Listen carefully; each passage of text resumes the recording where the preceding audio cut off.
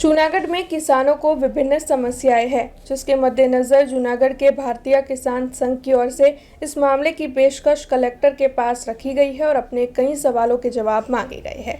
जूनागढ़ में किसानों की समस्या लगातार बढ़ती जा रही है। तुअर की खरीदारी पर कई किसानों के नाम रद्द हुए हैं, तो वही मूंगफली की बिक्री व्यवस्था की स्थिति के बारे में भी किसान जानना चाहते हैं। इसके अलावा गेहूं के खरीदारी सेंटर कब शुरू होंगे, इस बारे में भी किसान जानकारी हासिल करना चाहते हैं। तो वहीं किसानों के फसल की बीमे की बाकी रकम उन्हें कब मुहैया हो पाएगी, इस बारे में भी किसानों को कई समस्याएं हैं।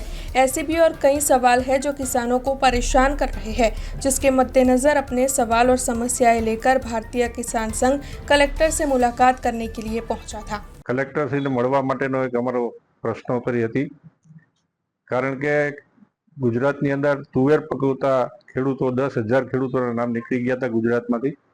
એમાં જુનાગઢ જિલ્લામાંથી 2500 જેટલા ખેડૂતોના નામ રદ થઈ ગયા હતા। આ રજૂઆત માનનીય મુખ્યમંત્રીને કર્યા પછી એ માનોને કે એના આદેશ મુજબ તમામ ખેડૂતોને જે રજીસ્ટ્રેશન થઈ ગયેલા તમામ ખેડૂતોને તુવેર જોખાઈ જાય એવી આજે કલેક્ટરે ખાતરી આપી છે।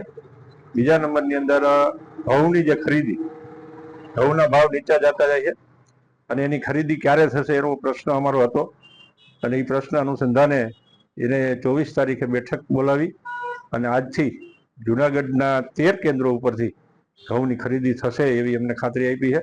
એટલે ખેડૂતોને જે કંઈ મુશ્કેલી છે એના પ્રશ્નો હતા અને અમારી માંગ હતી કે ખેડૂતોને કોઈ મુશ્કેલી ન પડે, પોતાનો પાક ટેકાના ભાવે વેચી શકે એ વ્યવસ્થા કરવા માટે સરકારના આદેશ મુજબ જૂનાગઢ જિલ્લાની અંદર ખરીદી ચાલુ થાય એ માંગને ધ્યાનમાં રાખી આજે કલેક્ટરે જે બેઠક હતી ને એ પ્રશ્નોત્તરી મુજબ કલેક્ટરે અમને ખાતરી આપી છે કે ખેડૂતોનો માલ ટેકાના ભાવે ખરીદાશે।